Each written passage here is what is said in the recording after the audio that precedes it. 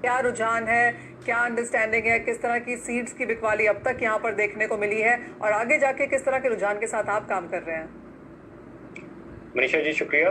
सबसे पहले तो मैं कहूंगा कि ऊपर वाले ने किसानों की सुन ली, और जो किसान अभी तक रबी की फसल पे जिसने मार खाई थी, एक अच्छे मानसून से उसका हौसला बढ़ा है और किसान जोर शोर से सोइंग कर रहा है। सोइंग के बारे में शर्मा जी ने बिल्कुल ठीक कहा कि हर तरफ बहुत अच्छी सोइंग है, लेकिन मेरे हिसाब से कुछ चैलेंजेस अभी भी हैं जो हमारे किसान फेस कर रहे हैं। सबसे पहले तो एक जो है कैश क्रेडिट क्रंच है, बहुत बहुत स्ट्रांग इस समय किसानों के ऊपर। लोगों के पास, किसानों के पास पैसा नहीं है चीजें खरीदने के लिए, और इस तरह से वो काफी लाचार है। उसके बाद मैं आपका और आपके दर्शकों का अटेंशन एक यूएन की रिपोर्ट पे लाना चाहूंगा, जिन्होंने कहा है कि भारत में टिड्डी दल का खतरा 4 हफ्तों तक बहुत ज्यादा मंडराएगा।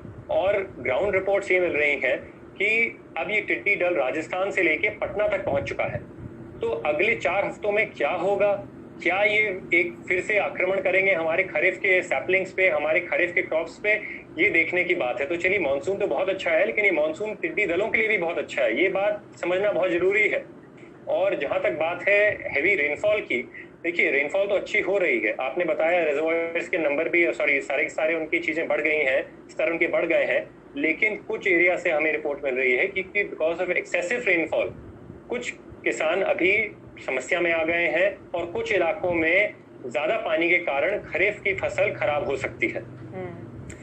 तो सारी की भी हम यहाँ पर इस पर नजर रखे हुए हैं। इंद्रशेखर जी, आपसे जानना चाहेंगे, और जैसे पहले बात हो भी रही थी कि सीड पॉलिसी को लेकर यहाँ पर कुछ चेंजेस की जरूरत है। मुझे याद है जब पिछली बार आपसे बात हुई थी तो आपने कहा था कि रिफॉर्म्स की और फाइनेंशियल सपोर्ट की भी यहाँ पर जरूरत है। अब जहाँ पर हम खड़े हैं, जिस तरह का सिनेरियो है एग्रीकल्चर को लेकर, आप कैसे देखते हैं और क्या चाहते हैं सरकार से? देखिए, सबसे पहले मनीषा जी, सीड पॉलिसी की जो बात है, हमारे ऑर्गेनाइजेशन ने साथ साथ इंडस्ट्री के साथ मिलके जो सीड बिल 2019 था, उस पर कई सारे हमने सजेशंस दिए हैं। अब ये ऐसा समझिए देश का दुर्भाग्य है कि कोरोना हो गया और इस चक्कर में ये सीड बिल जो है अभी पार्लियामेंट में नहीं आ पाया। तो हमने उसमें बड़े विस्तार में कई सारे पॉइंट्स कहे हैं, जिसमें साथ साथ ब्रीडर्स राइट का प्रोटेक्शन है, इंडियन कंपनीज का प्रोटेक्शन है, और साथ साथ ये भी है कि जिसमें हमारे किसान भाई बहन वो भी बचे रहे और सारी की सारी सबका हक मिले।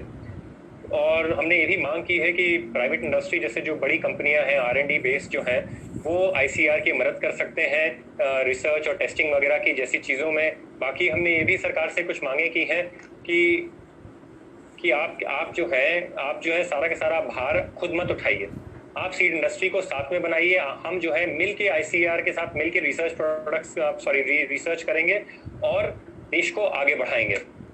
हमने और सारी जो कुछ और बातें थी, जैसे कंपल्सरी रजिस्ट्रेशन ऑफ सीड्स, उसके लिए भी हमने कुछ सरकार को सुझाव दिए हैं।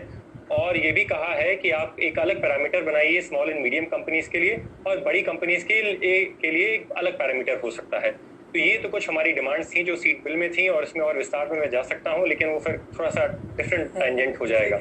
जहाँ तक में फिर से वो देखना होगा। इन 2-3 चीजों का असर कैसे देखते हैं आप एग्रीकल्चर पे?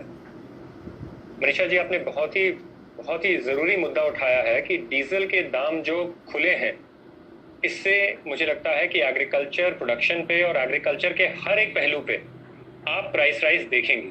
यूएन की आज की रिपोर्ट रिलीज है कि वर्ल्ड फूड प्राइसेस में 2.4 गुना का परसेंटेज का आपका इन्फ्लेशन हुआ है।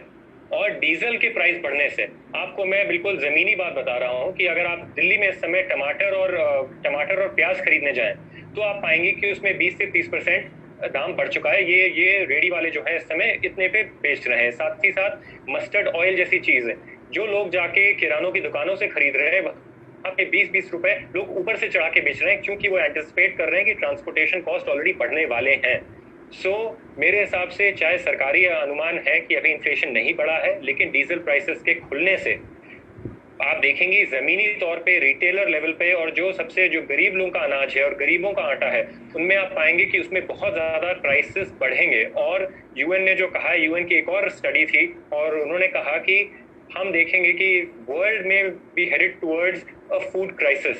तो मुझे लगता है कि हमें बड़े सतर्क तौर से करना चाहिए। और आप पॉजिटिव न्यूज को कवर करना चाह रही हैं, लेकिन I will just like to be the devil's advocate and tell you कि हमें बड़ी चिंताजनक स्थिति है इस समय, और डीजल के प्राइस खोलने से समस्या बढ़ेगी। जहां तक बात है एक्सपोर्ट्स की, हमारा एक्सपोर्ट जो है इस समय गिरा है, और जहाँ पे पॉजिटिवली मैं देख रहा हूँ ऑर्गेनिक फूड की डिमांड जो है वो बढ़ी है और मेरे हिसाब से ऑर्गेनिक फूड के एक्सपोर्ट्स भी बढ़ेंगे। तो ये ओवरऑल आई थिंक मेरी अंडरस्टैंडिंग है इन दोनों सवालों की। जी।